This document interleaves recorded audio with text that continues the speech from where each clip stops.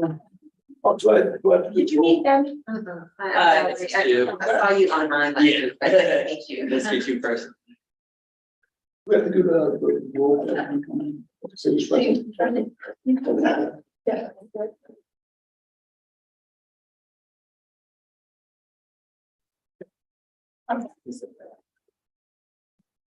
Okay. You're good. All right. Welcome to the planning board meeting for September 12th.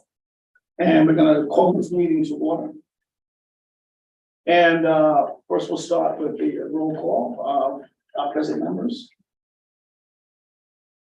Dr. Julian. Ben Foreman. Randall Martin. Cody. Right. Yeah. Oh, yes, and let me just make a note. I'm acting as chair tonight because Teresa is unable to make it. So we start today's meeting. I just want to make a quick announcement that for those who are here for the Kawaluso portion of the meeting that was on the schedule, please note that that is being rescheduled to the 27th. Correct. And yes, I'm just letting you guys know, and we're gonna make a, do I have a motion for the resolution that reflects that? Schedule a public hearing for September 27th at 6 p.m. So, I second. okay, all in favor? Pass. Okay, great. Okay. And we, it's, I'm on all the dice, but can we have a vote to accept the minutes for the previous two meetings? Is that correct? Yeah, this is. Okay, so can I have a motion? So Make a motion? Make a Yeah. motion? Okay, we have a second? Second. Okay, so all in favor of accepting the meetings for the previous two meetings? For July and August. Okay. 2023. Okay, so. Thank you. All in favor? Aye. Aye. So, thank you. Okay. Let me get this in my agenda. Oh, first, in our public meeting is that we're gonna hear from 7:35/7:37. You guys are back. We're back. And yours, and just to update the public, you're seeking approval to convert the existing space formerly known as TJ's Auto Service or Auto Center into a restaurant and event space as stated by the Hudson CEO, and the property is in the GCT General Commercial Transitional Zoning District and permitted use. And you got some new documentation for us? That's right. Okay. I think it was all emailed before, but I do have hard copies here if anybody wants. I'll take on better. There you go. Anybody like? Anybody like? I mean, 1 year, 2 year. I'll take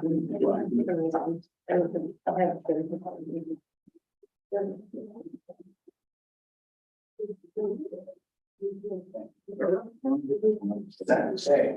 I'm gonna bring it over to you. All right. Yep.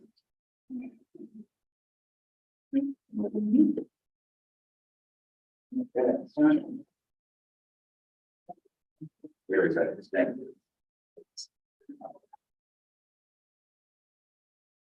you. So we essentially have 4 topics to follow up with you on. One is our environmental reports, which are very positive. We learned that there's no concern for PCBs, and so that struck out. I think really the last remaining concern. The only other concern is maybe doing a passive ventilation system once we're inside the building, which we've already acquiesced to. The next topic would be parking, which we've come back with an initial study. I don't know if Ryan from the engineering group has had a chance to review it, but I do think he might have been engaged to look at it. The third thing is the water sewer topic of conversation where we had a phase one review by Crawford and Associates, where they attempted, well, they did estimate what our outflow would be. And we're about 300 gallons net above what the 2,500 gallon outflow for a building of our size, a site of our size, is speculated to be.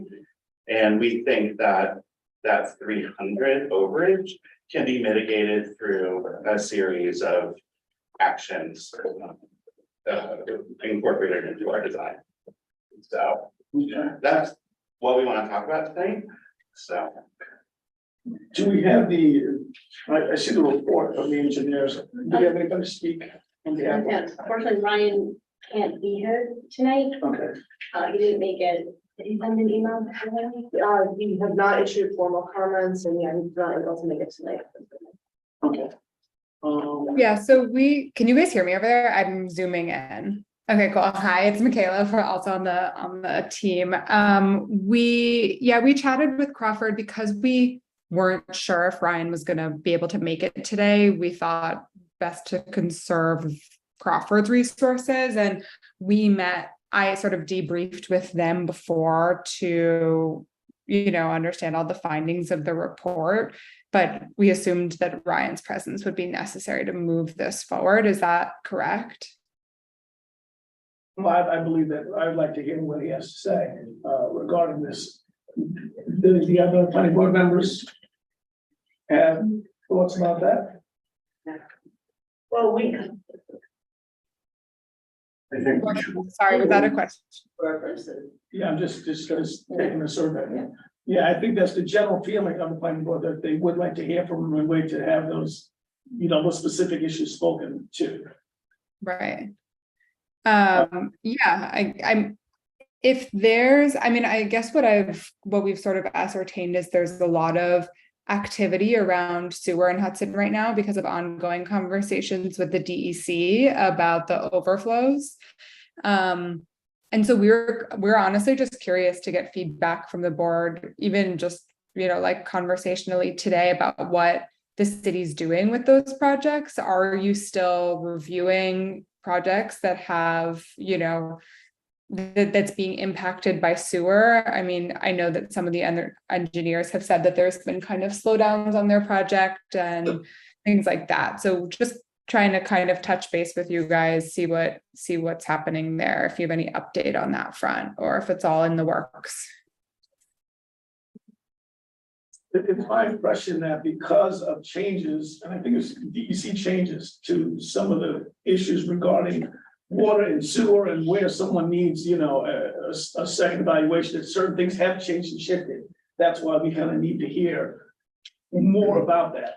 I don't know how it specifically applies to you. well, I feel like there was a comment that Ryan wasn't reviewing things in general until certain questions had been answered, I guess, or reconciled between the city and DEC. Right. And so, do we have any intel on whether or not those are reconciled, that he's at a point where he's actively reviewing things? Well, we can assert that the conversations are happening and specific projects are being reviewed. Whether or not, he has not issued comments on this and for this meeting, but there is a task. He does have a task force to do this project, so it's part of the conversation that's ongoing. I see. Is he reviewing other projects currently? In addition to this project, there are other ones with sewer concerns, so there are other projects he is actively reviewing as well. And just because, and I just want to let the board know that just because we don't have comments from Ryan, doesn't mean we can't still listen to the presentation, and we can also take action tonight. The secret action can still be taken as initial steps without to refer and consult for a coordinated review without Ryan, because that'll come later in the review process. So you said we can take action and consult pending Yes, those Yeah. discussions with him. yes, you can still classify the action, and we have, if you believe there is enough sufficient, and from their environmental assessment, if the board believes that there is sufficient environmental findings. Without Ryan's consideration, you could still classify the action. However, if you believe that you can't make sense of the findings and you need Ryan to review it first, of course, you can go that way as well. And what, can you explain what classifying the action does? Yeah, so, right, so every action that the board takes needs to fall under, needs to follow a secret protocol, which is the State Environmental Quality Review Act, and what that does is it allows the board to review the environmental impacts of every action taken. So classifying the action allows the board to determine what review is needed. So the review, like, if the board classifies this action as a type 1 or an unlisted action or type 2, the amount of review needed changes with each action. So there is a recommendation made to the board, and they can determine what action they want to classify it as and which agencies to coordinate to for coordinated review if that is necessary. So Okay, and that, But currently we don't have that. No, we're ready to do that. No, we're ready to do that tonight if the board feels they are ready to do it tonight. But we don't have that recommendation. We have the resolution and recommendation to classify the action tonight, because Ryan's comments can come later. And it's, you know, it's a legal recommendation to classify, to send this out to DEC for comments. So it is our recommendation to do, from legal's perspective, to do a coordinated review, send this to DEC, because it's a restaurant, send it to Department of Health. I believe to send to county planning, per 239M, and so that's that's legal's recommendation, but it's up to the board to determine if they feel that is ready to be classified tonight. And without Ryan's comments, the board can still take action tonight, because those comments are gonna come with DEC's comments in the longer in the review process. It's not determining environmental significance tonight, it's simply classifying the action to start the environmental review process. So does the board feel comfortable with moving forward with that aspect, with the understanding that if a recommendation were to be otherwise, and concluded that we still have other steps that we can take to deal with those issues? Yeah. First year. Well, based on sorry, is that for the environmental test for the PCB, the topic of PCBs that we've been discussing over the last couple of months that we sort of, Yeah, when or is it for sewer? the planning board has an application, they have to do a seeker review. And the board was waiting on additional information, so they never started that process. But now that you've given them the updated environmentals, Got it. they can start the seeker review process, which sends it out to the other agencies, allows the other agencies to start providing comments. And so all of that can happen while Ryan is doing his review. So it's a required step that the board, you know, they needed more information, now they have it. If they feel they're ready, they can start that step. Before the board votes though, when we looked at the new application, it looked like you had made some changes from the last go around, like you had connected the two buildings and maybe increased capacity. And then change landscaping and a few lighting too as well. Right, that's Do you not, want to talk through those changes and present them? sure, but it wasn't a new application, it's the same. Right, I'm sorry, the new submission. Right.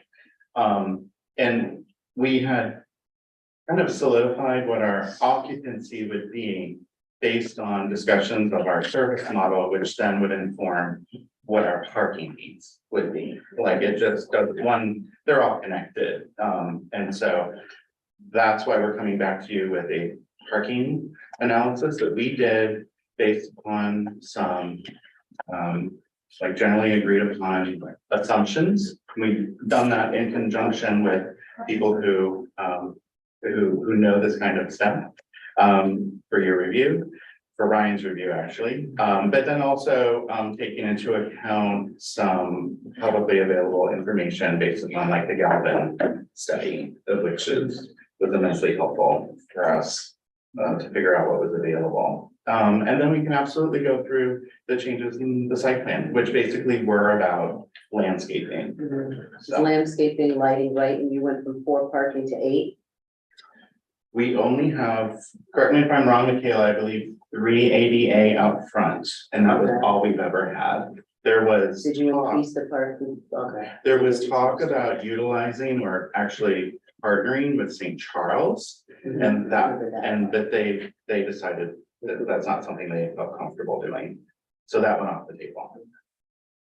The parking out front, though, yeah, that hasn't been updated and the lighting has stayed the same. And the thing, I think the biggest thing that looks different on the plan is we have onboarded a landscape designer. So we're working Holly Gardner, and so we've been working with her to just start processes about the landscaping, but the configuration of seating has stayed the same. All the topics that we've had about our service models, about there being limited outdoor dining, capped at a certain number of seats, has all remained the same. And so that's really the difference on the site plan that you're seeing here, but parking, lighting, those are the same. Michaela, maybe you want to bring that up on the screen and just. Sure. Well, you can bring it up on the screen as it's submitted electronic. And it's also not part.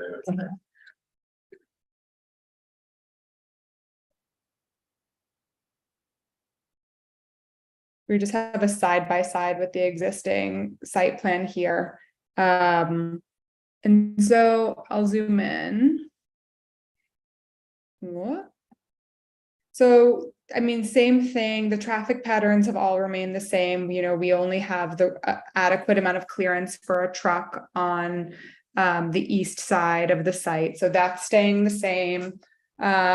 We have, as discussed in all the last applications, a couple of kind of little additions just to increase the storage capacity. It's not seating capacity. It's just for dry storage because Little Deb's does catering, offsite catering. And so this is going to be a joint kitchen for catering and for on-site service. So actually a lot of the space inside the restaurant is for their catering program and storage. So that, that where I just drew is the storage addition, just reminding you, this is for walk-in refrigerators.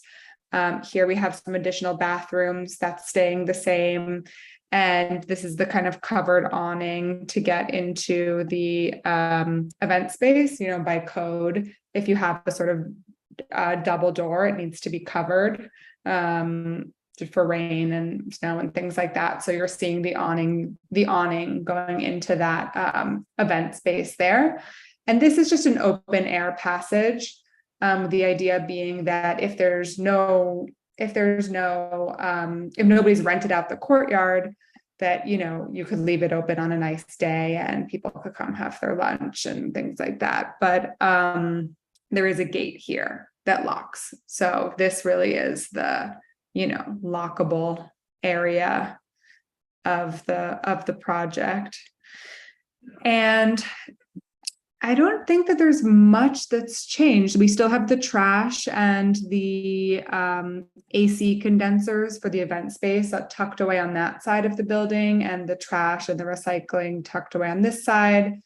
We have a big thing that we've added. I guess the biggest thing we've added is a bike rack as part of our parking study, as part of thoughts about transportation, ways that people are really getting around Hudson. And so we've added 12, I think it is 11 bike racks here, or bike slots, here next to the ADA ramp. This has stayed the same. It's a slight pitch, but the driveway, the gravel is a little bit lower than the entrance to TJ's. Right now, there's like this kind of concrete overgrown step there. And here we have our sort of fixed outdoor dining, that's stayed the same. That hasn't changed. And we have the same table back here. And like a couple of tables in the middle. And then everything else is landscape. We're not packing this as seating. It's really meant to be a garden that you can walk through, that if you're at a wedding on the inside and need some fresh air, that you can go out and there's benches there, some shade, and a lot of it will also be used for drainage, which we can get to when we do talk about stormwater. But when we were asked to do this environmental report, one of the things was, if you do excavate, we are allowed to excavate it. If you do excavate, the soil management plan that was prepared by PVE says that you just have to have on-site monitoring the day that you do the excavation.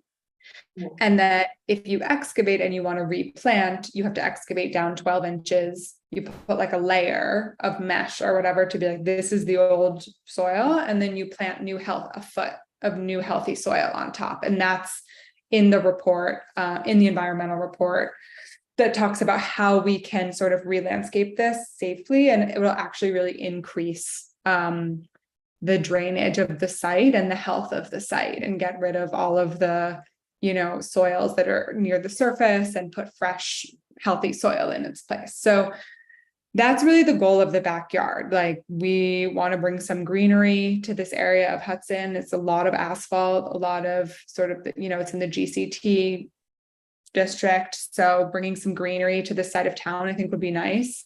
And so what you're starting to see here is a differentiation between where is it garden and where is it kind of stone pathway. So that's really, just further thought on how to greenify that backspace. And that's really what you're seeing there. But we still have the 3 ADA spaces up front, the sign, the existing signage is staying here. And then, we've just changed some of the pathways to be a little less blunt, like less big swaths of asphalt, but, nice gravel paths that have some flowers planted along the side. So just starting to work through the landscape there. And we've basically kind of frozen this as the overall landscape configuration. We had some initial questions about ambient noise and concern for that, going into the evening, and while the garden looks very nice, it looks like it'll be a perfect place. Are you gonna have maybe I want to say a limitation on the hours that people will be able to be out there, because people make noise. Right.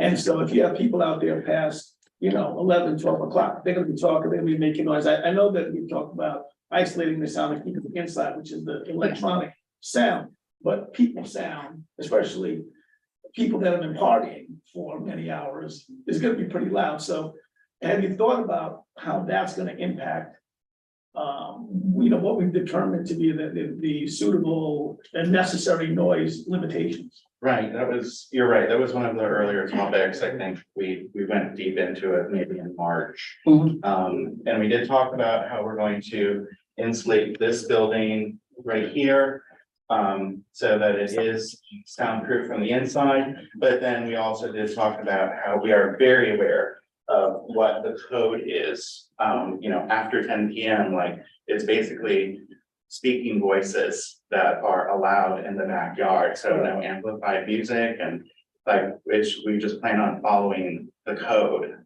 I understand, but that's gonna be hard to achieve with the big, what the seating capacity out there looks like it's maybe 20 people.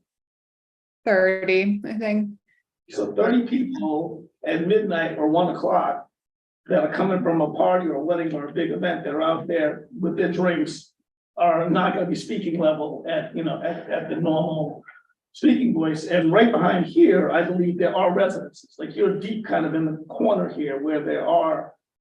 So this right here is, I believe, Sawspire's warehouse. So it's a big brick wall right here. Oh, okay, all right. Here, this is the St. Charles parking lot Over here. over here. So St. Charles Hotel is right here. Then across the street is a warehouse. This is that gas station that's there in that corner. Yeah. And then there is a resident right here. One resident. So we had also, we believe in being good neighbors, first and foremost. And we also believe that the people who will come to our establishment also want to be good neighbors. And that would be like kind of being very clear about what the code of conduct in our, because it also just extends into our club too.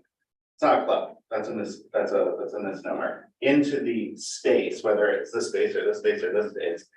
Like, there will be a code of conduct that we expect everyone to adhere to. And that means, like, when you're done, you leave and you're quiet to respect our neighbors, which is a pretty standard, way of dealing with things like I mean, I spent a lot of time in the city, you know, where things are really close together. And I'm sure we've all seen the signs, please respect our neighbors and, you know, otherwise it is up to us to like deal with. the Right, that's what I'm saying, consequences. whether they do or not, you're responsible Exactly. for keeping that area quiet. And I think despite people's best intentions, people have been drinking for 3 or 4 hours that are outside, you know, between 1 and 3 o'clock in the morning. Are, you know, not gonna be of the mind of necessarily being quiet. So, but you know, in terms of your design, we can't, like, we can talk about what the sound levels be inside and outside, but I'm just saying, be aware that that seems to me to be a potential issue. And this is the same thing that we dealt with the city dealt with Savoy, where people were outside Sure. and people had their best, and the city came down, and was very vigorous about enforcement and, you know, practically wanted to shut them down. So, you know, I will say from a building perspective, because, you know, I think we agree, it's like we've had so many extensive conversations with Lil Debs about rapport and like the types of clientele that that's coming through. And I mean, listen, like Lil Debs has been you know, has been in Hudson for years, and it's like their home and their family, and they, you know, care so much about the city. We've had all those conversations, and we also understand the pragmatic concerns about, like, you know, stuff gets loud. I think from a building perspective, we're actually like incredibly well situated because we have this full building here, right? Like, and it's big, you know, these are not little shacks. This is like a 40-foot pitched roof. You know, have you seen that big TJ's thing? It's a real shield that will be fully insulated between here and the street. This is completely insulated, you know, with soundproofing insulation and with weatherproofing insulation. And then this is completely sound sealed. And then we go to, this is an outdoor kind of stucco covered seating area, which will absorb a lot of sound. Stucco is very soft and is a great material for sound absorption. It's not like a clean, smooth surface that stuff flies off of. It like gets caught in the nooks and crannies of the stucco. And then all of this is covered with ivy, which is with plantings, which is like an extremely soft material. Almost couldn't imagine anything better for soundproofing. Like when people put fabrics inside a restaurant to make it quieter, plants are sort of like a naturally occurring component of that. So like from a design perspective, you really do get this inward looking courtyard. And all the buildings around it are very high. So I think we do have the benefit of there being like spatial considerations that are helping us here with sound.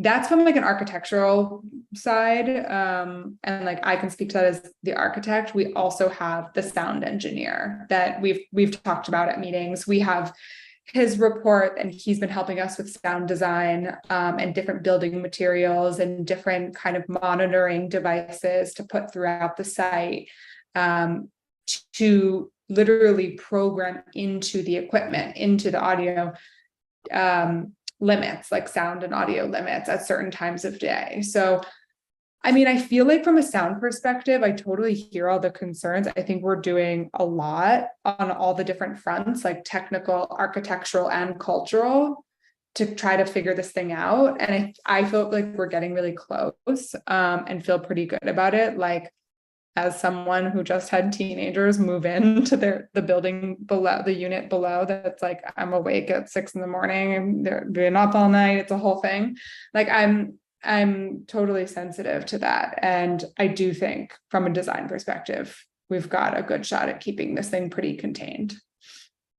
Well, if my recollection is correct, we talked about this being conditional as to the same thing we were doing with the pocketbook factory in the way that we were going to do testing after, live testing after. Yeah.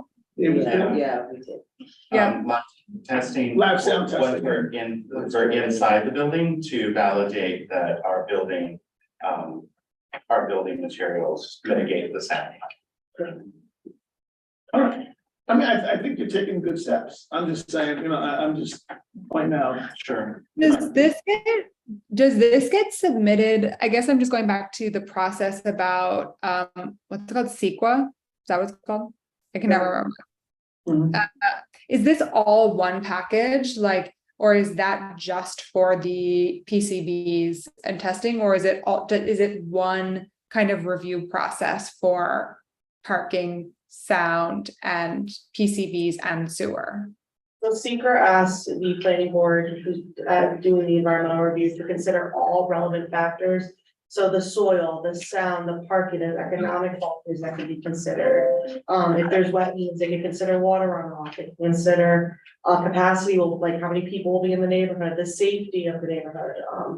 And like, as well as the community, the character, the landscaping, are all purview to the planning board's review and also reviewed under SECRA as part of how it will impact the environment. So all of that, including parking, gets considered under SECRA because how it impacts the greater neighborhood.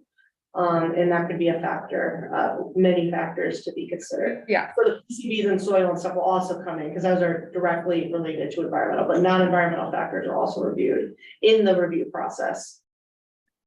Yeah, got it. I was just wondering if it's one application or if you like feed them pieces of different applications, or if it all sort of gets set as part of one review process. So the planning board would send to whatever agency, whatever they decide to do, whatever agencies are involved, they send them the complete application. So because DEC or Department of Health, they need to be able to review it. And then what would happen is if they have comments, they will send back comments. So DEC could come back and say, they'll like look at the soil report and have comments on it, or they may not it'll send something saying we have no comment. And then those comments will be read by the planning board and be factored into their SECRA review. And SECRA must be completed before approval. So the next step, once the action is classified, is the review itself, which includes, depending on what we classify the action as, could include a coordinated review process. And the recommendation tonight is a coordinated review process, as this is a legal's opinion, an unlisted action, because it doesn't meet any of the thresholds of a type 1, and it doesn't meet any of the exceptions as a type 2 under the Environmental Review and Quality Act. So our recommendation is this is an unlisted action, and that action requires a review, and we're recommending a coordinated review. So the review process only needs to be done once, and it's called coordinated because there's going to be agencies you have to send this to, and everyone, it gets sent to fire because of like emergency services access. It gets sent to anyone that could possibly have comments, and the larger the project, the more agencies there are. Okay, can I ask one question about that? Because normally, you would do site plan approval, zoning board approval. That's about the use and capacity of the site and all civil engineering questions. So water, sewer, and then historic and sort of general appropriateness. And as such, you aren't, from an architectural standpoint, drawing through all of your construction drawings, because why would you spend, hours and hours and lots of money to put together a drawing set for a project that who knows when it will be approved or what's going to happen. And that's, sort of why that process exists on the timeline that it does. And so for things like, I'm just thinking of something, because you just said fire or exit signs or things like that, emergent smoke detectors. Are we talking about that? No, so. Okay. So fire will be sent to, and for this project, for this project, it's all about layout. And the reason it might be sent to fire is just like, so they can see, it's mainly sent for like larger projects with roads, because how is an emergency vehicle if an ambulance has to come, where's your loading zone? That's what fire is looking at. It's not construction. Okay. Like sometimes there'll be phase construction plans, but it's not this fire department of this, that's code enforcer's job. Right, that's why I was asking. Yeah. It's layout. Does this layout make sense from an environmental standpoint, from a emergency standpoint? Can emergency services access it? From a trash standpoint, is trash piling up because can a garbage man come? And they're environmental adjacent. How are people getting their trash out? Your dumpster location, there's a reason it's on the site plan, and the reason it's listed in site plan statute of Hudson, is because those things impact the environmental review of the project. And so, I mean, fire's comment would just be like, oh, is there a hydrant, for example, might be something, and that's why that's on the site plan. You have to put whether there's a hydrant available. So that would be like a fire comment. It's not, but it's not like where you're putting smoke detectors and exit sign. It's, does your site plan allow for emergency access? If a person needs an ambulance, where can the ambulance go? Yeah, got it.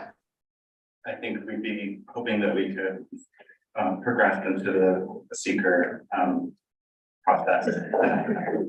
Well, I think based upon what the council has said and pending what the rest of the board says, well, let me not be premature. Do you guys feel, based on the applicant's statements and with the recognition that we could change this type of action if other things were determined, that we go through with this resolution, which basically describes this action and the seeker action as unclassified action, which will allow you guys, the seeker to proceed, the seeker process to proceed. So the resolution is to classify the action as a listed and coordinate, or to do a coordinated review to interested agencies. And I believe it's county planning, if I'm correct, yeah. Yeah. And due to the proximity of the Columbia, due to the proximity of public buildings, it's referred to the Columbia County Planning for this, under 239M. The threshold and motor vehicle. Yeah, so the DMV is within 500 feet, so it must be go to county planning as well. Right, but that could start, based on that, if how do you guys feel about that? I'll just take a Like I scroll said forward, initially, I'm fine with that. okay? Yeah, I should move forward. Okay with me. Okay. I'm inclined to agree, so, we're gonna vote on this resolution classifying the action as an unlisted seeker action and referring to the application of the Board of Planning for 735 Columbia Street. Will somebody give me a motion do I have to read these things, or I can, or? I mean, the board has it and everyone's read through it. All right, perfect. All right, and the public will be able to see this online. We will, it will be as part of the documentation for project online, so. I'll make a motion, we approve. Okay, we have a second. Everyone in favor of the motion to make this an unclassified action? Aye. It's so approved, so. Thank you. We have a request. You guys are sitting right in front of the screen. If you could just move a little bit to the side, that would be good. I'm sorry. Yes. Just mean to chase you out. Okay, sorry, can I ask one question, but just on the date of, do you get in touch with us about a date for the coordinated review? I thought I saw Linda earlier, but I don't know. We did do it. Okay, so essentially, the planning board has to put together the packets, and it would be helpful if you guys would put together, how many agencies are there? I'd have to, It's 5 or 6 agency packets. If you put together printed packets of your submission and all the materials, put them in envelopes so that it's easy for the planning board secretary to then mail them out. and in this case, it's 4 agencies. Four. Four agency packets, and just drop them off at the code at Craig's Yes. office? You will coordinate with Linda, the planning board secretary, and she will walk you through the process. The county one is a form that she has to fill out for the statute. And the other ones are just in a simple letter that said that's with the packet, and she typically asks you guys to put those together, and then she will postmark them out. But so the next step is for you guys to work with the planning board secretary to get those out. And once those are out, the review process, you don't have to do anything. Once those are out, you just wait to hear back. And then when you come for the next meeting, when after comments are in, you'll be given the comments. Then once comments are in, it will be discussed among the board. So you'll know if there's further steps you need to take once the review process has happened, but there's nothing you need to do besides wait for comments. Okay, great. And speaking of comments, does anyone in our audience here have any questions? Oh, wait, you gotta open Or the comments.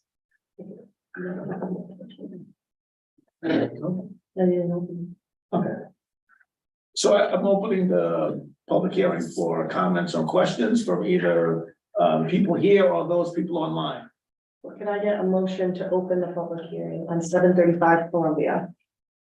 Some, Second. I said, All in favor? I, to open the public portion of the meeting, so once again, does anybody have any questions? We'll give online 30 seconds to respond or raise your hand. Can we go to the other view so we can see if somebody is raising their hand? Go first. There's no one raising their hand. Okay.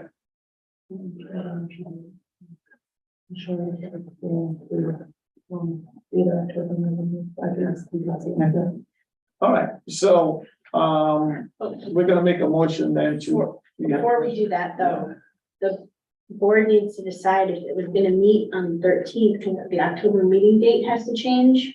Because of the holiday, the common council is using the room.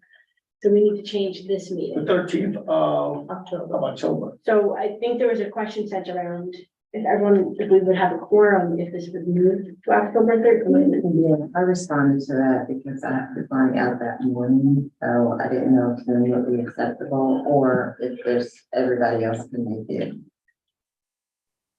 Are you available? For sure. Okay. I should be. Friday, October. It's a Wednesday. Should be Wednesday. Oh, 13th is a Friday. sorry, I'm looking at the wrong month.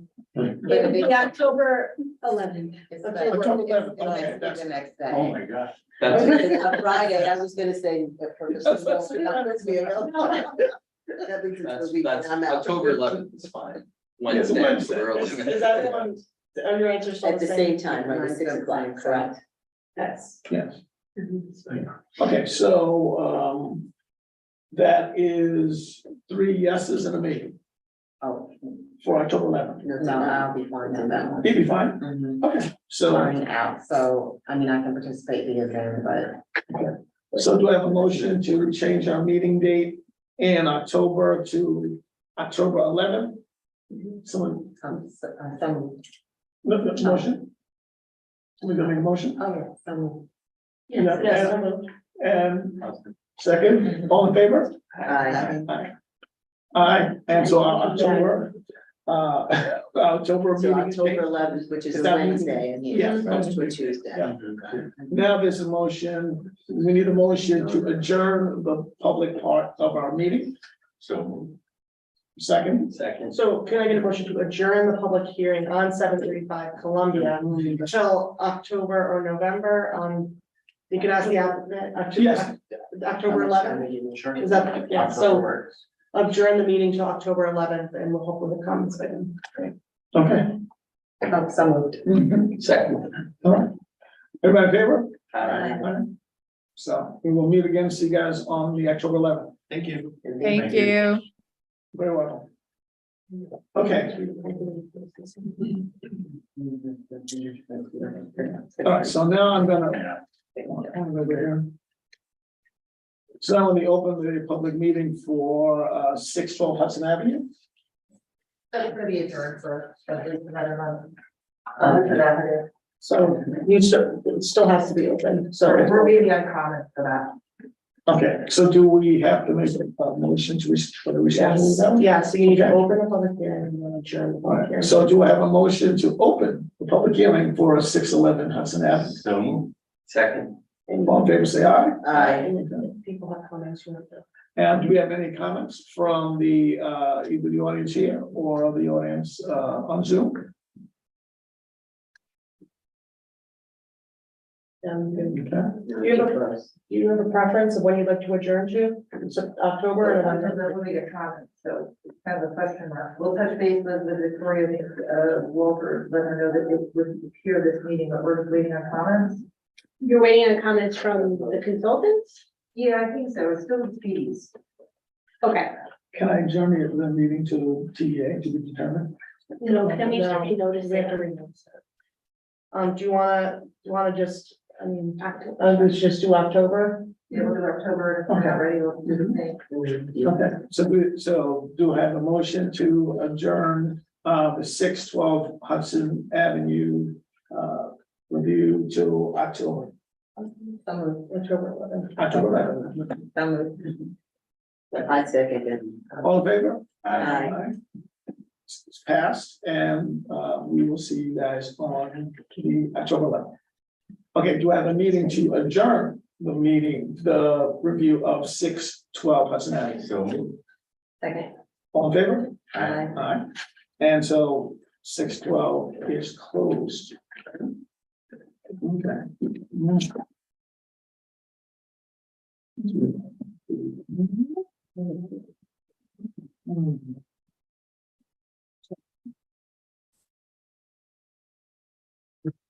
All right, so now let's move on to old business. Old business is, we have 601 Union Street. So do I have a motion to open up? No, it's not here. Is that here? They're just presenting. They're just presenting. Okay, perfect.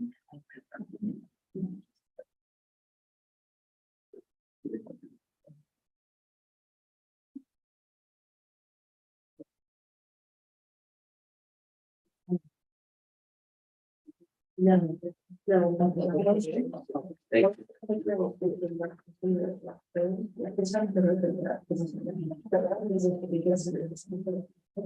Let's not forget that.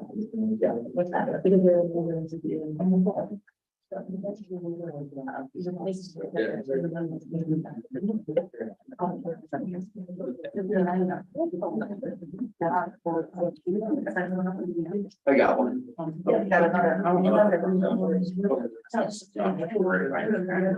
Once you have it. No, what? New information about this is what we said on the, okay. You got one copy. If you're not even sharing it. Right. I'll ask them to.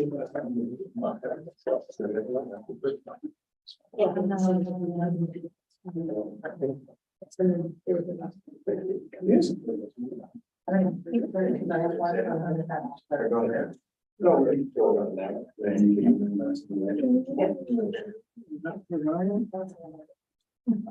So the last time we were here, you all, put questions and requested a little bit more information. One of the things that we were waiting for was a traffic study. We've included that here today.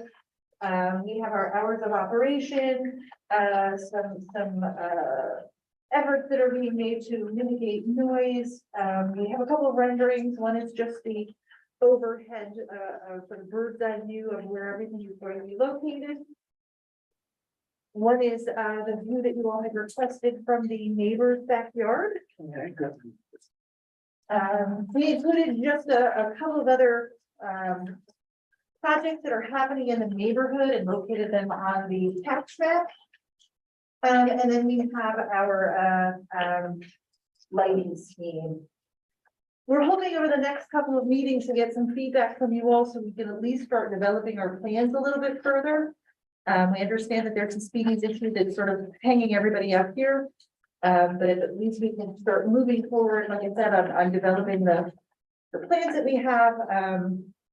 Will help the team cut the losses that they're experiencing. It's quite expensive to come to these meetings and keep this project going without any progress. And my apologies for the mask. I had a COVID exposure, so my struggle. But I will turn this over. I don't know if we want to talk about the which works in the scheme of things, but Gary, I'll turn it over to you. Yeah, I think, how do we do that, Mike? Are we still on? Yes, yeah, I just turned the projector off off. Still on. temporarily while this. We're open to start anywhere, if maybe the requested documents that you guys asked about, if we wanted to go through there, or if there were any further questions after the site visit.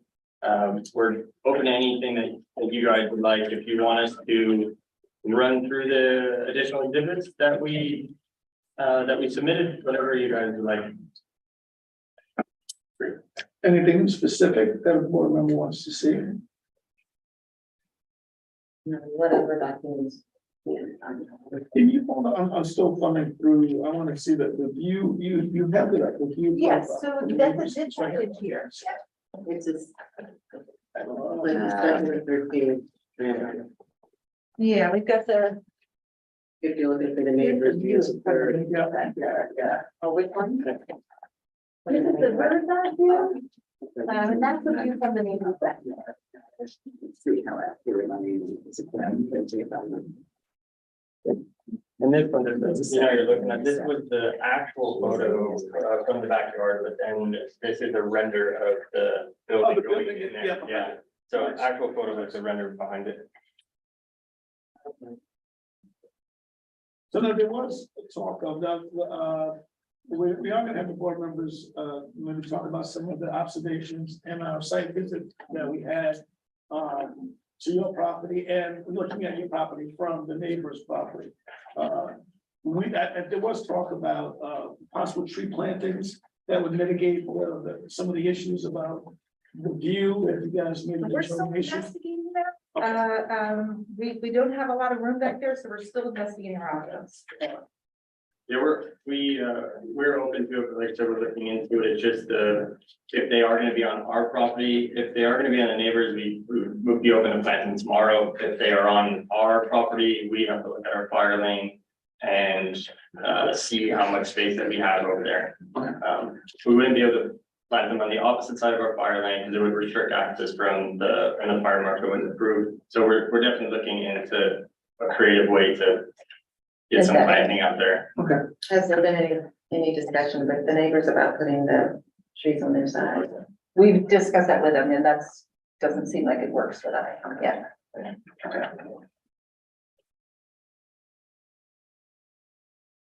And this lighting section, this typifies the type of lighting, so that Yeah, so that document is put together from our landscape architects, just showing the different areas, the spec of the light fixture that we use in those areas throughout the property. and these are all, and I see these are all of a style that are reflective, so the ambient light doesn't flood out. And you have the kind of light leakage is specific to the locations. And Correct, yeah. keeps the character of the neighborhood there. Nice.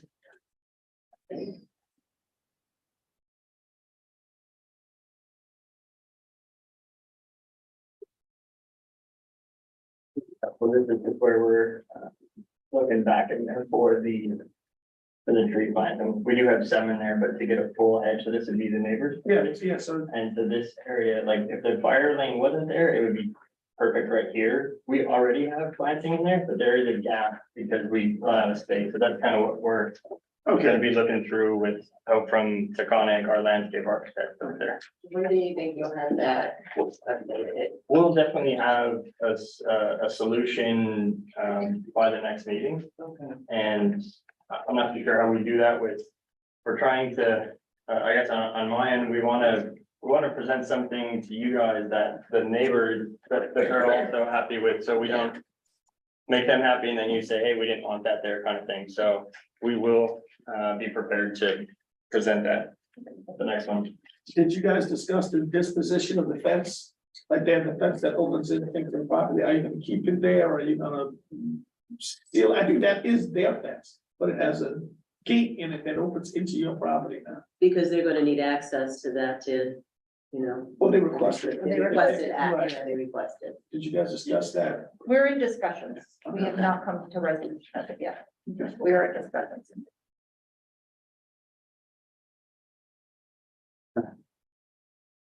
But yeah, if we get additional information on usage and stuff, we'll have that with the trees as well when we have the next one. That's our goal. Both of those. Says your pool could be heated. But it will be open all year round, No. Not all year, yeah, but it's three seasons. yeah, and then if it's a longer summer or fall, potentially use, but yeah, it will not be full.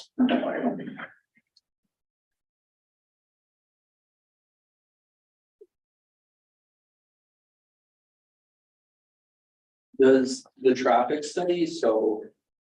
I'm not sure, page 7, it says under these conditions, a maximum of approximately 48 vehicles will arrive in the afternoon between 5 and 6 p.m. for like a 200-person wedding. Does that take into account other guests that will already be there, like those cars, or is it 48 cars on top of the guest cars that already stay at the hotel? I could let Mark speak to that, but the numbers are based off of, like if, let's say there was a max 200 person, that is everyone, that's inclusive of the guests that would be there and the events. But any other questions or? Yeah, maybe Mark, you can give us a little overview of the parking. Sure. I mean, just the parking or the traffic study in general? I think both would be helpful. It's a residential street. And there's a lot of residential streets in Hudson, but this one in particular, I think is a well-known historic street, so I'd be curious to know, sure. Stand up here so you're not looking over your shoulder. So we did sort of two separate analysis, more of a traffic study and then a parking evaluation. So the traffic study that we did is more of a typical traffic study that we would do for any sort of commercial development. We looked at peak operating times of the adjacent street, which would then also correspond with the peak operating conditions of the hotel and the restaurant. So we generally looked at a PM afternoon peak time, 4 to 6 in the afternoon on a Friday, and then midday on a Saturday. So we looked at those peak conditions on the street, counted the adjacent intersection, counted the traffic on Union as it currently is, and then we determined how much traffic the site would generate, and then add that to the traffic to see if it would impact operations of the street. Based on other similar type facilities, hotels and restaurants with 75 seats, we would anticipate the site would generate, I believe, about 45 peak hour trips on a weekday, and on a Saturday, about 55 total, like sort of worst case. So we then distributed that onto the network to see how the adjacent intersection would operate.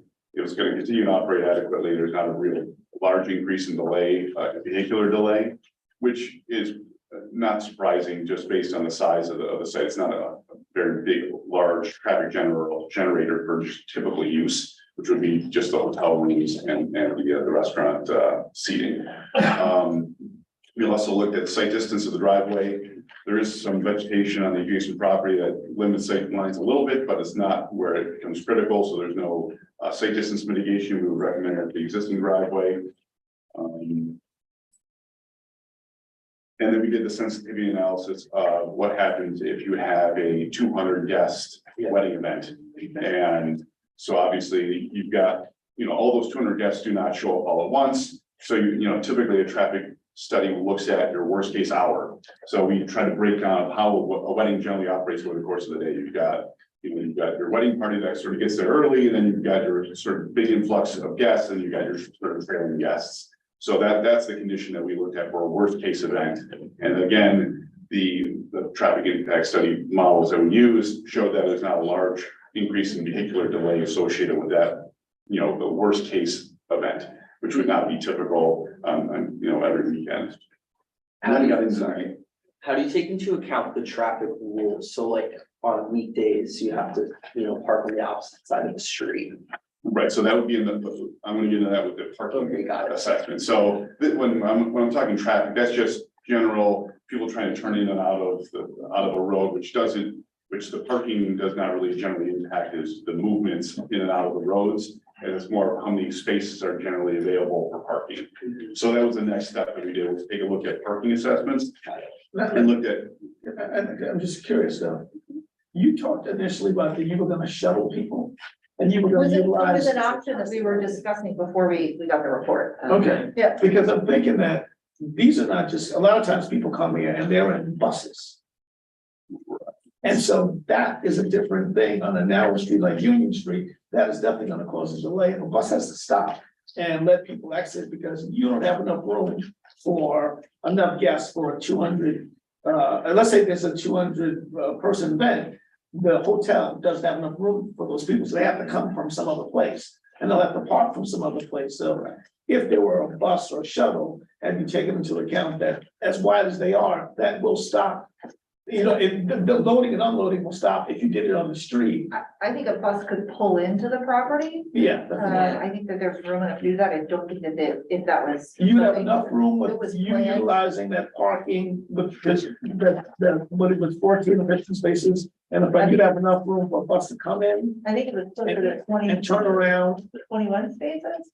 21 parking spaces, so yeah, bus could pull into the site, but we also are proposing to establish a drop off zone in front Yeah. there. And that would be wide enough for a bus to be able to go through and turn And around. not interrupt the traffic lanes. And that's also where the deliveries would come. Yeah. Correct. All right. Because they had. It's gonna have to be a truck probably, but Yeah, delivery. so during loading and unloading, you could offload the clients on your property. Correct. Rather than. We would have to be Yeah. free. Did your studies, either the traffic study or the parking study, both take into account projects that have been approved and are going to be built in the area, such as Depot District, Popsicle Factory, and projects that are currently on the planning board agenda with 500 people, such as that's. So, yes, we did contact the city and we looked at, and we were given a list. And so we looked at where those sites were within the city and are there parking sheds within the sort of parking shed for this site? And we determined, yes, that we would incorporate that in. So, for example, the depot and the Popsicle Factory, they're located on the north side of the city. And their parking shed generally extends down to about Columbia Street. So we excluded anything north of Columbia Street. So, okay, we're not gonna try to take credit and say that if there's available parking on Columbia Street, that's gonna be generally used by Depot, so then we're not gonna overlap with the Depot and with the Pocketbook Factory. And then anything that was closer, we would say, okay, we're gonna share parking with those other sites. So we did contact the city to get an idea of things in the area that would have. That's on your list, because they were the ones that just were here earlier on the agenda, and they're proposing an event space with, what was it, 400 or 500 capacity. So now, when did they first come on board with They've their? been pending for a long time. They're not approved, but they were here in line before you, so. I think it would be helpful for your parking study to take into consideration, that project as well. And what about the new brewery, the one that just opened up? That's on here. That's what Yes. you're saying, like you said, the one that's a block away from you. Yes. Okay. Well, so I'm asking the question, and I guess I will defer to the engineer, because he's gonna review your materials and he'll issue a formal comment letter. But that should be a question that I have. Has Little Dev provided a traffic study that we could reference? Because if they've got 400-person event that, who, right, chicken or the egg, should they be providing a study that we can then reference and utilize, or is it on us? They did provide a study, but it was not done by Creighton Manning. They did it themselves, Okay, and the engineer is reviewing. got it. Okay. So that'd be forthcoming, that is review and. His review of the work. Yeah. I don't recall that name Little Devs being provided to us when I believe we probably called 8 months ago or whatever it was. And I don't remember that name. It's a name I probably would have stuck in my mind. So, but that would not have been included in this assessment. So if they have a cumulative impact, then I guess you would have to take that into consideration. So I guess then take that into consideration as I walk you through the parking assessment. So what we did is we went out and we actually observed existing parking conditions over the course of 3 different days. We went out on 2 separate Fridays on odd and even days, understanding that during winter conditions, you can only park on certain sides of the street. We also went out on a Saturday as well, just to get an idea of generally how is parking operating currently on street and within the municipal lots near the site. And then that was documented and we outlined how much available supply there is and how much demand there currently is to understand, well, what's the difference, what's available out there that, obviously we have 21 on-site parking spaces, for a larger event, we're going to need on-street parking in order to make up that difference. And so the report gets into some of that. Like I said, the report does assume a portion of some of these other known developments is also included in the report. We also know that in coming to the city in the past, the review engineer has said, well, look, just because there's, I'm gonna make this up, 100 parking spaces available, you can't have all 100 parking spaces because we don't want a resident circling around the block for that one available parking spot. So we also took into account to say, like, look, let's at least keep a 10% on-street parking available at all times, to say that we're not going to go to the absolute maximum limit. And the review engineer for the city has sort of instructed us to do that in the past. So all those steps were kind of taken into account as we looked at available supply. And sort of boiling all that down within approximately a 5-minute walk to our site, which is considered a typical pedestrian shed, is what they call it, what people are willing to walk to a facility during winter conditions, when you have the the on-street parking that switches from side to side, there was approximately 51 parking spaces on street that would be sort of available. Taking all those other things that, you know, off the table. During non-winter conditions, that would increase to about 123 because you do increase parking because of that. So where do we go from there? Then we look at what does our site require? And for our site, typical operations are the 41 hotel rooms and the restaurant with 75 seats. So generally that would require approximately 50 parking spaces. We have 21 on site, that means we need another 29 off site where people would be parking in a public parking lot or on street. And as I noted, during winter conditions, there's 50 parking spaces within that parking shed, non-winter conditions, 123. So for just typical conditions, the area around the site will have adequate on-street parking. Now, you get into the sort of worst, go ahead. When you say the non-winter conditions, you know, is that taking into account that obviously in the summer, there's tons of tourists and a lot of people staying in bed and breakfasts. So you're saying that the parking is gonna go up, but I'm thinking, I understand the consideration for the alternate side of street parking, but we actually have less, parking is tighter in the summer and in the spring because of the amount of tourism activity we get. I see your point. We have done parking studies in the city of Hudson numerous times in different locations. We have actually done some comparisons, so we've done some in the winter, we've done some in the spring, and some in the summer. And the variation is not that as great as you would think. On the weekends, have you done on the weekends? Your events will typically be on the weekend, a Friday, Saturday, Sunday, which are the peak days that tourism is gonna occur. I would have to look back at some of my other studies that we've done, because like I said, I've done this numerous times for other developments in the city. And we did not find the fluctuation over the course of the year for parking, but I'd have to get back to you on that to say for sure. Okay. I have a So- question too. I didn't see the workers or the staff, how many parking spots the hotel thinks they're gonna need for the full-time staff, the restaurant. So generally, the parking numbers include anyone going to the site. So when in the traffic business, they will go to 20 different hotels and they'll go over the course of the time and look how many cars are on site and how much a typical hotel is, requires in terms of parking. They don't differentiate between guests and staff. They're all parking on site, so they're all grouped in together. So those staff numbers are included in our. So when you say 200-person wedding, that's all the staff, all the catering, all the Yes. vendors. Yeah, Okay. so for a special event, there's research out there that says, look, you have an event of 200 guests. Well, obviously not everyone's driving to a wedding on their own. You don't go to a wedding, you generally go with your partner or, your kids. And then, so the research suggests that it's approximately 2.3 cars.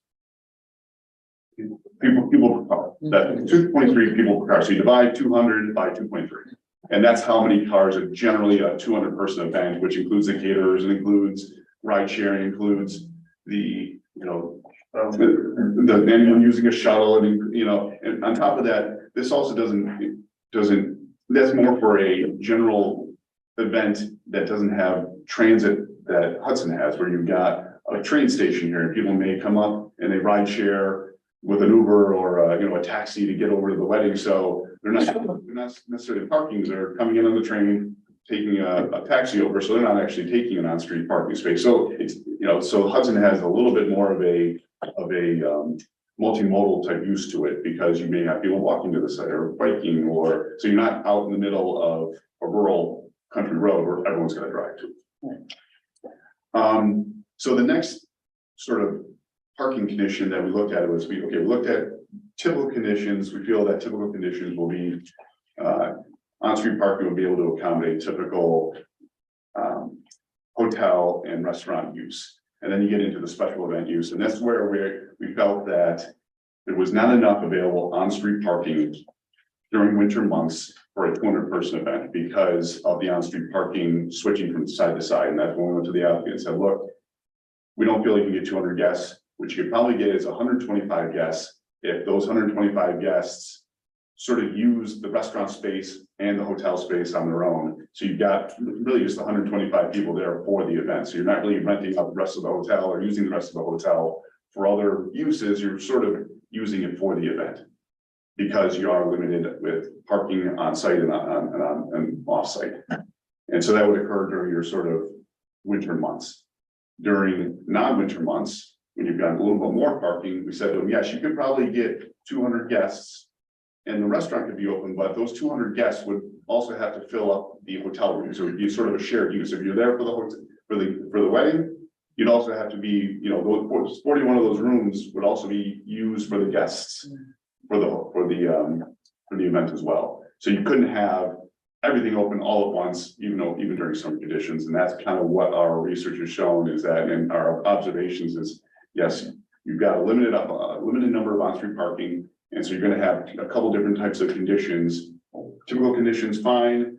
Winter conditions, you've got 125 guests. Non-winter conditions, you've got essentially 275 people on site, 200 guests for a special event. 75 people for your restaurant, but the hotel is sort of accommodated within the special event. And that takes into account the 86, approximately 87 vehicles that would be for a special event. Correct. Parking, okay. Yes. So that was, again, want to keep going over everything, but that was essentially the overall reaching aspects of the report. We did get into a little bit of that hotel loading zone where they would provide a space for loading on street in front of the site to not impact through traffic on Union.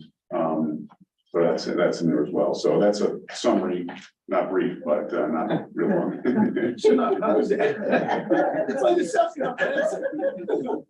So how's the applicant want to handle it? Because you said basically what I'm hearing is that you can't do, there's a few different options, but you can't do things simultaneously and be within the parking parameters that you're describing that would be compatible with the city. So what's your solution for that? We, well, my side in ownership operations, we had a few meetings with, hearing these suggestions on how we stay under that threshold of the 90% to keep tenant, so it's more favorable when we submit. Right. And it was accepted that we would keep a max 125 in the winter months, and then the other capacity for the summer months. So we understand that if we agree to those now, that will be what we're held to.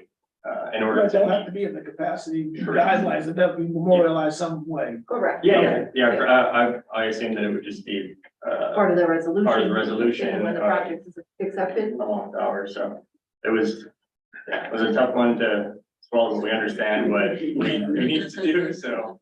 I think the shuttle thing could be something that can really help you guys, to have the capacity. But the only problem with a shuttle, we still have to find a place for people to park. Yeah, and Well, if they park down at at the train station, there's plenty of parking down there. So I mean, the other thing you could do as well is you could do an after study and say, look, afterwards, if you have, 125 person event and they say, look, we're full, during winter months, we got 125 person event, and then you do an after study and you say, well, wow, we still have quite a bit of on-street parking available. Maybe we can go to 150 person event during non-winter times, so you could maybe do the applicant could go to you afterwards and say, look, we haven't had an issue. We're going to provide an additional study. Would you consider allowing us another 25 people? Or, something along that lines after they've opened. But no doubt, it's gonna make parking very much tighter on Union Street. We're local, businesses open to sharing their parking, like Union closes by 10, right? We reached out, listen, One City Center has a huge parking lot. We reached out to them. They said you get a phone call every week with people asking about parking and they're not interested. We've spoken to mental health, we've spoken to Basilica, like it's not that we're not trying. It's just the city is limited in terms of what's available for parking. I mean, I would encourage you all to encourage the Common Council to think about a parking garage somewhere in the city. Maybe we take the Columbia Street lot and build up on that, and the city could get revenue to pay for it, but there's gotta be something other than, you can't do a project because there's not a parking here in the city. Like, I think the city needs to start thinking about creative solutions that we can continue to develop the city, but still accommodate the growth that comes with it. Yeah. Well, CMH just built a whole new parking lot on the top of the hill, and I'm imagining that's gonna be not very crowded, on a Saturday night. I have no idea though, but that might be another. I'll just, We should a look into- lot of businesses are worried about liability issues. Yeah. Yeah. Yeah, that was definitely the directive from ownership side was, hey, let's reach out, see who can be our partner in this parking thing, because they didn't want to give up. And cap the amount of people. Right. But after we kind of resolved and exhausted all the contacts, we said, listen, let's accept those numbers, so we have a favorable study and we can proceed. But I think the takeaway from Mark's study is the 200-person event and 75-person restaurant during summer hours, there's sufficient on-street parking and keeps us at 90%. And then the project has limited their winter occupancy to 120. Again, suggests through the parking study that there's sufficient on-street parking, keeping it at 90% occupancy, notwithstanding seeing something from the little traffic study, but and how that may impact it. But as it stands now, there's sufficient on-street parking based on the city's standing kind of 90% number. Yeah, I still don't necessarily agree that in the summer, that you gain all those parking spaces, especially during the peak season of busyness of tourism. So we'll have, we'll look at it, we'll look at it and, try to create something that works for everybody. Maybe I'm correct or wrong, but it does increase, but then you open up all that other, 50% of spots, right? Yeah. So that's why if it was just strictly the amount of parking spots remaining the same winter to summer, then I think summer would be and have an issue, but we're more available during the summer months, correct? And the other thing is, we're also looking at parking. The worst case parking is sort of overnight when everyone's at the hotel or everyone's at the event, they're spending the night there. Right, everybody's home. Right, That so lives there, so. the summer months when you've got maybe people coming in for touristy type things, they're not spending overnight, they're parking during the day and then leaving. So they're not there necessarily overnight taking up a spot for. There are a lot of bed and breakfasts. The bed and breakfasts, sure, yeah. Where they are here. So. Do we wanna schedule a public hearing tonight? So you're not required by statute to schedule a public hearing, but it is our legal recommendation due to the fact we already have public comments from the neighbors that you schedule a public hearing on this matter. It could be whenever, it could be next, it could be next meeting if that's what we. Yeah, good point. So tonight I have drafted a resolution to classify the action as I believe unlisted as well. Yeah. As unlisted and refer to county planning due to the location and send it to a collector involved agencies. So in order to make sure we get all the comments back in time, and because you're pending comments from Ryan, let's maybe we'll wait till November to schedule the public hearing. And is that one, is public view for only the parking study or for? No, so the Okay, public that's- hearing, yes, the Sorry. public hearing is on the secret process and in general, just comments on what the public's view of the project is. And anyone who wants to speak as part of the community is allowed to come forward and speak. Would you like us to submit the trees and any sort of resolution with it prior to? Yes, so Well, this resolution deals with the type of action it's gonna be for seeker. Okay. Sequence. And so then we'll discuss if you wanna, what we need, but do you guys have any questions? Before we. So is the board amenable to voting on a resolution or proposing and passing a resolution that would be, among other things, classifying this as a type unlisted seeker application, not type 1 or type 2. In favor? Well, somebody's got to make a motion. Okay, so it's a motion to classify the action as unlisted and refer to county planning. Right, and. Right, well, yes, that's right. For the resolution. For the resolution, and due to the nature of this project, it will be sent to, I believe, we have 1, 2, 3, 4, 5, 6 agencies, including historic preservation, New York and City of Hudson, historic preservation, Columbia County Planning, Hudson Fire Department, Columbia Department of Health, and DEC because of the sewer, and just the nature of the project. so are they gonna need to give us, what is that, 6 packets or whatever? Yeah, so again, just like the prior applicant, work with the secretary, it was this is approved tonight to send those out, which Crystal's very familiar with. All right, so. All in favor? All in favor? Aye. I- Oh, did we get a second? I'm sorry. Second, all right, so we have a second. So all in favor? Aye. Okay, so be it so moved. Second, go all second. Not yet. No, that's something. Before we adjourn, did you all have any feedback from the site visit or any? Oh, that's right, we did have comments some about the comments on lighting? record. Looking at it in the proportions, you know, I thought it looked good, it looked like it would be a good plan. I was impressed by all the stuff that you're gonna put back there and the amenities that's gonna offer to us, and so it was very helpful to see the space and understand the design and understand the plans. Personally, who also attended. I thought the plan was well thought out, but I also saw both sides of it, of the situation, both from the homeowner's perspective as well as the perspective of the hotel. And I hope you guys can come with some resolutions, because I think your project will be beneficial as well, but I also am concerned about being also to meet your neighbors' needs as well in some way. So if you guys can work some things out prior to coming to the board, it would be very helpful. That's my concern. That's where I'll be honest, where I live. And it's quite beautiful, that property is quite beautiful, and Yeah. the yard is very meticulous, so, we understand their concerns, so that's my feedback. I wasn't there for the. No, it was myself, it was you, and it was Teresa. My niece had passed away. And it was- Oh, that's right, okay. All right, Any comments about the lighting plans of Personage?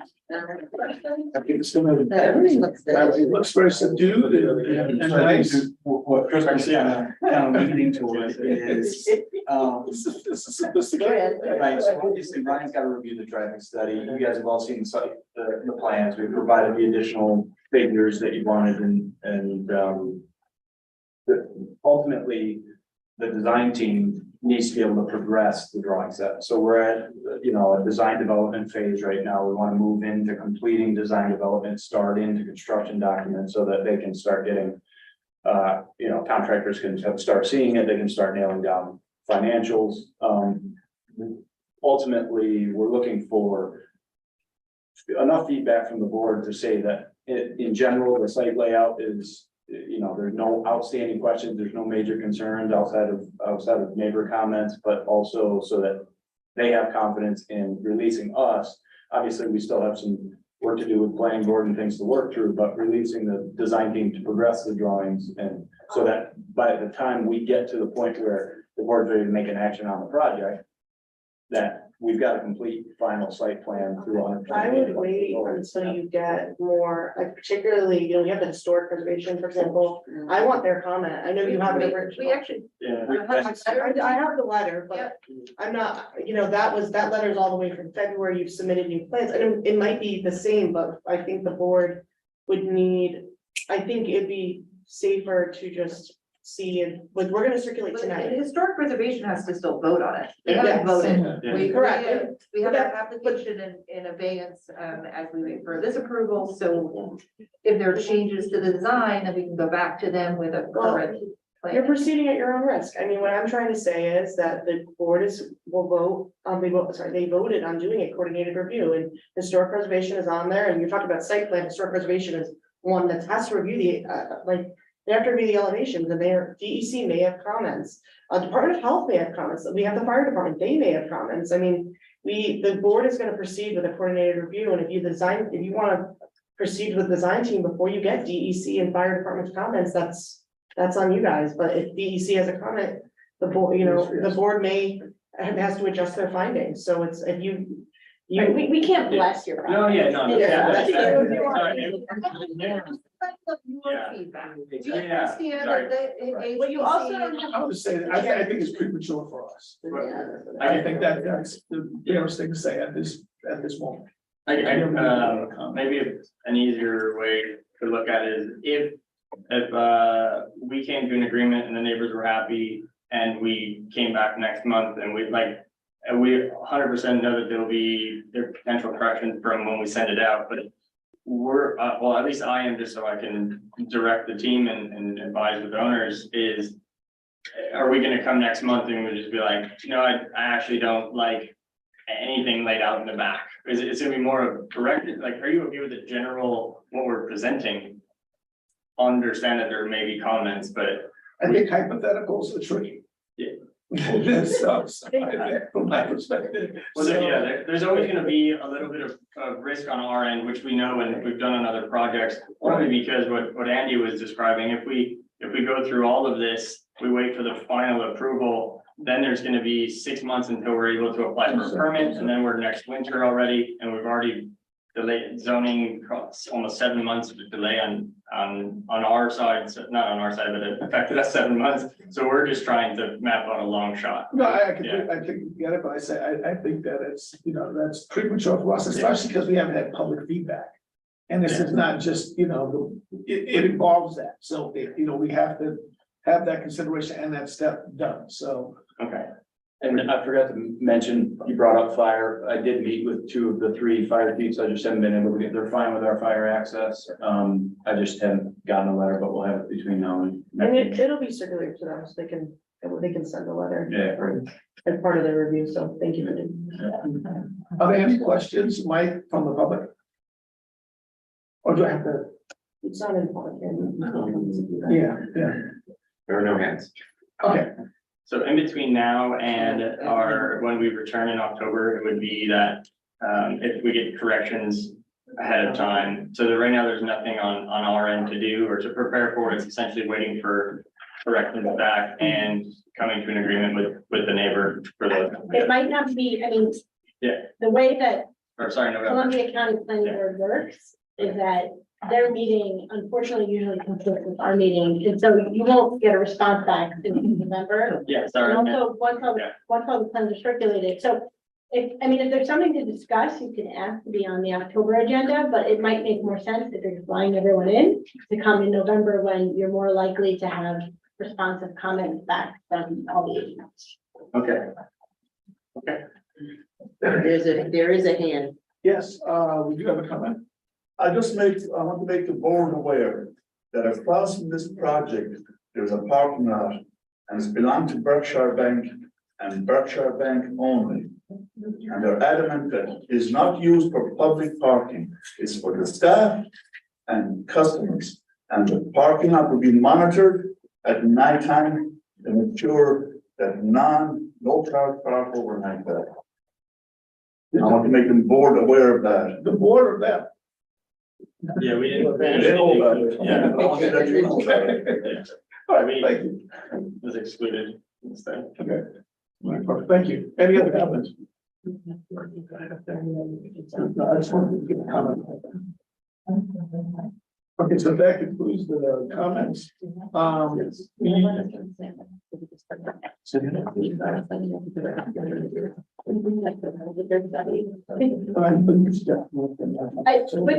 your sewer study, has that been submitted to Ryan? Not yet, right? No, we don't.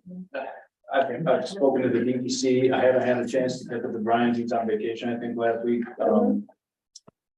I'm not quite sure what that study is supposed to be, neither is the DEC really, and. So I can, I'm happy to jump in there on the sewer study portion of it. And I talked with, I'm sorry, was it Samantha from Taconic that was out on the site visit? Yeah. Okay, spoke to Samantha a little bit about it. Since you'll be over 2,500 gallons per day for sewer discharge, you will require sewer extension, which requires preparation of an engineering report. And there's a format and data that's required for that. I can provide that as an outline, because that will be, that'll be a significant item, not necessarily from the extension approval, but due to the city's combined sewer system. So the project site is tributary to one of the, at least 3 of the city's combined sewer overflows. So the engineering report is gonna have to demonstrate that the additional flows contributing to the system will not increase the occurrence or strength of CSO events. So how that process generally, or how it works is you'll submit an engineering report to the planning board. We will review it as a third party. Eventually, we'll make a recommendation to the city wastewater treatment plant operator, who in turn has to ask DEC for the authorization or the approval of the sewer extension. So at that point, then it goes to DEC. So it's not a direct application from you, the applicant, to DEC. The city is the one who needs to make the application for approval following submission of an approvable engineering report from the applicant. Okay, Ryan, I think you and I need to discuss that a little further offline. Because I've reviewed the DEC's requirements based on the city's speedy permit and what the city's supposed to provide to the DEC. And it's, like I said, we're gonna have to talk about it because that's a citywide study that reviews the city's CSO. And to put that on a single applicant is a big ask. So we're gonna have to talk about how that gets resolved. Because I don't foresee it being appropriate to put that on a single project to do a study that the city frankly should have. And has multiple other projects that are gonna impact the same thing. And so we should catch up later this week. Yeah, no, absolutely. More than happy to discuss it and, and then, we can at least take that conversation to who it may need to, occur with. And obviously, I'm not going to be able to make a decision on behalf of the city, whether who's making the, who's doing the engineering report, but a sewer extension approval is required for the project. So. Understood. Cool, thank you. Are you guys seeking a meeting in November? Yes. Public hearing. Okay. Public hearing. Okay. So in order to do that, we need a motion. Well, No, don't do it. no, you can set the motion. So I just want the board, in general, the board was not setting hearing because we got into a situation with prior application where the hearing just keeps getting extended every month because the sewer issue hadn't been resolved. So it's up to the board whether you want to set the hearing to start getting public comment or you want to wait till the issues are resolved a little further. It's your call. And this one does have interested members of the public, but it may just result in us continuing the hearing as we do at 6:12. I'm hearing comments. I'd still like to have a hearing. Yeah, that's right. So you could do a motion to set the hearing for November 14th. Okay, so I need a motion. I need a second. All in favor of a hearing? All right, so let it be resolved. And that is, you can have resolution reflecting that. Yeah. Okay. You classified the action. Okay. Do we have to have a date in November? It's November 14th, okay. Yeah. Sorry, I missed that.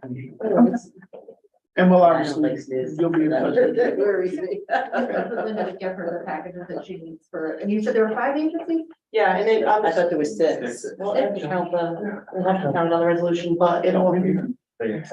so once it's signed, Linda will send you a copy, so you'll see all, it's listed on the actual resolution itself, so Linda will send out a signed copy. And then once that's signed, you guys can see all the interested agencies, and then she could tell you the steps to get the packets ready, but typically, it's counting as a form, and I think you've just done it for different outfits, so. Also with SHPO, we can't send to SHPO anymore. You have to create a key and you'll have to upload it yourself. And just copy Linda on your consultation number, so she sees that you've done it. Thank you very much. Thank you. Thank you.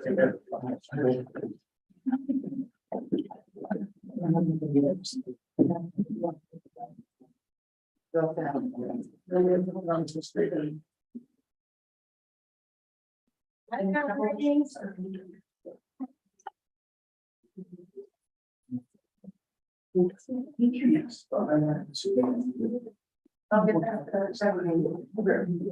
That's right. And one meeting. What happened? No, we do. Oh, On which one? Coming out, I was having, you know, we should really together. We're just saying there. Can you You get want me to that grab, from me? grab Valerie down? Yeah, so you can running better. I'm not out running. Well, if I- I'll run. You have to recuse yourself and you have to recuse yourself, everything from everything. But we do have a resolution prepared. Okay, so definitely, I don't want to, yeah. We got Jean. The issue is we just lost the form of the recuses himself. Yeah.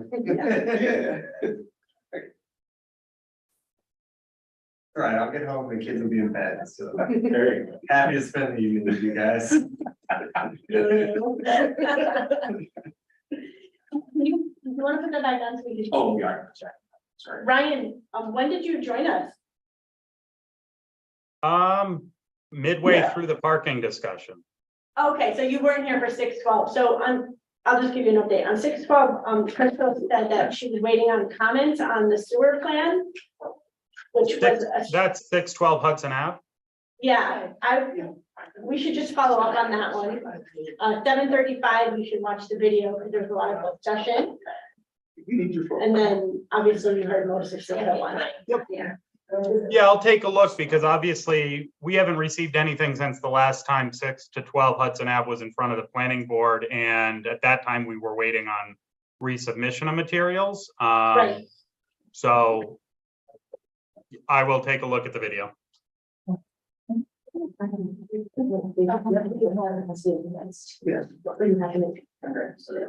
Okay, let's make this super fast. Okay. Okay, so for the next part of the meeting, since I live in a Galvin home, I'm gonna recuse myself from, I just said, this decisions or discussions regarding him and planning, or doing company and planning, so. Okay.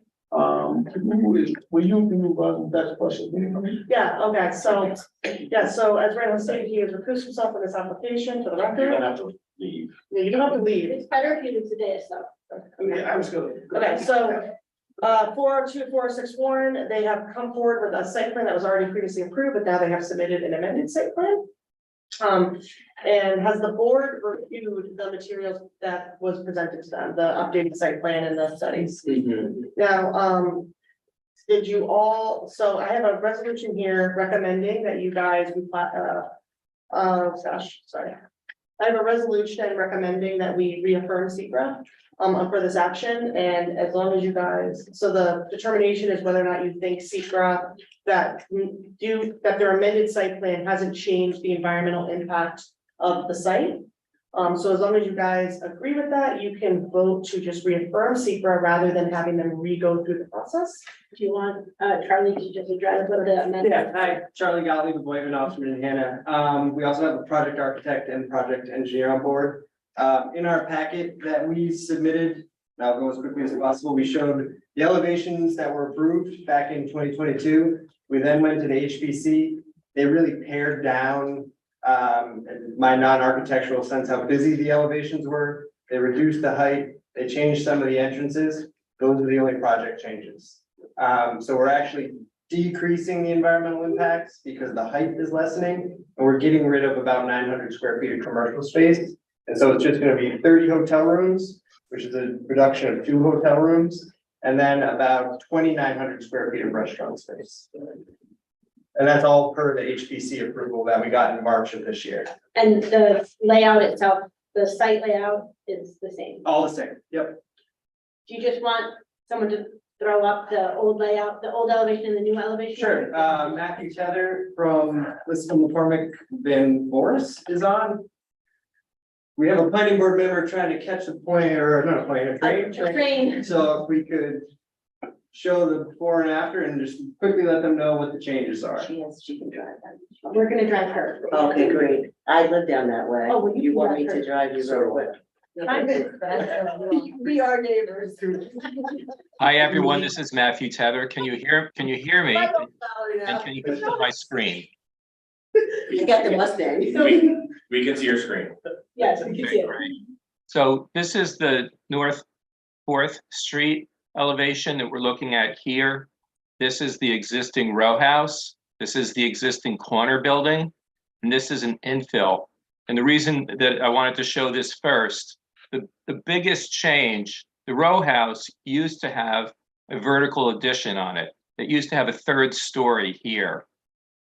In order to get through the approval process with the Historic Preservation Commission, as part of that negotiation, this third floor went away and we went back to the massing of the building as it is. So this is the only real kind of physical change to the volume. And when Charlie mentioned we lost 2 hotel rooms to drop from 32 to 30, this is where that happened. Other things that changed were much more minor, but in terms of materials or colors on the building. From looking at historic photographs, we went back and tried to really get back to what these original buildings were on day one. There were things that seemed to be historical. For example, this door had some Victorian-looking ornament on it, but not original. So we're going back based upon earlier photographs, and we're trying to restore the buildings to what as close as possible what they really looked like. Across here, there currently today there are some brackets. It's a bracketed cornice. The original building would not have had that. That's a later architectural feature. So those brackets came off. And coming around the corner here, we had some wood piers. From historical pictures, there was a colonnade of marble piers. There are a couple marble piers that have survived. So they asked that we come in here and put marble piers instead. Again, not a bracketed cornice. This is an infill building. So we've tried to have a similar non-bracketed cornice, and these marble piers continue in the same manner that they're here. Going back to this elevation, again, here's the entrance to the hotel, and this has the same marble piers. And this used to have a mansard roof. A mansard roof, not historical, but built as part of this infill structure. Here we have just a simple non-bracketed cornice, similar to what we have over here on Warren Street on this infill building. Going back around the corner to Prison Alley, here is the existing building with the addition removed, and we have some corrugated metal cladding instead of painted wood, which we had shown originally, and that continues around here. These buildings originally, in the original design, had some mansard roofs as well. We've come back to, for the infill part, to have a simple flat roof. Okay, well, thank you. Thank you so much. Does any of the board have questions that they would like answered?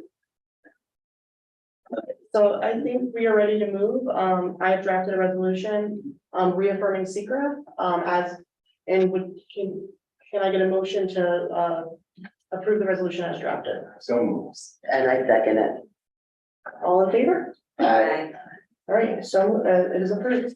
Before we lose Valerie, there's one more issue. And Bettina now.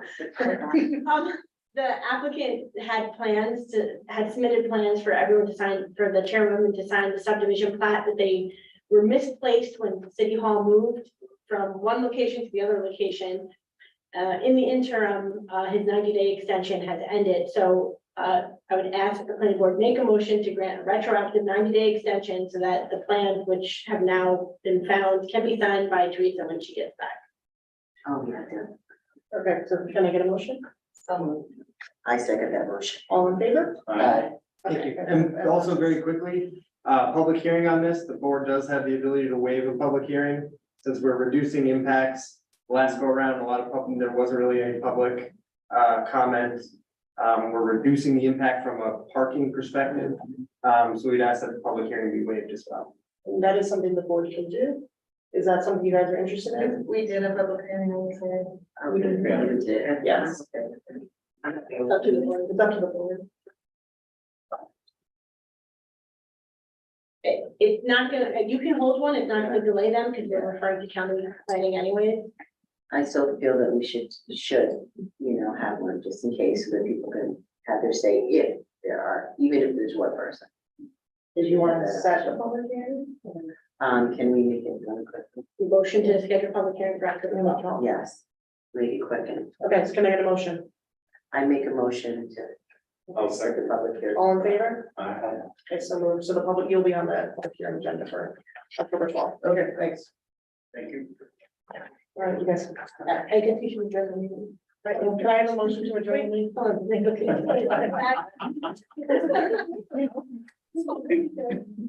Oh, can you make, can I have a motion to adjourn the meeting? I make that a motion to sorry. adjourn. All in favor? Aye. Second. Aye. Yeah. Thanks, everyone.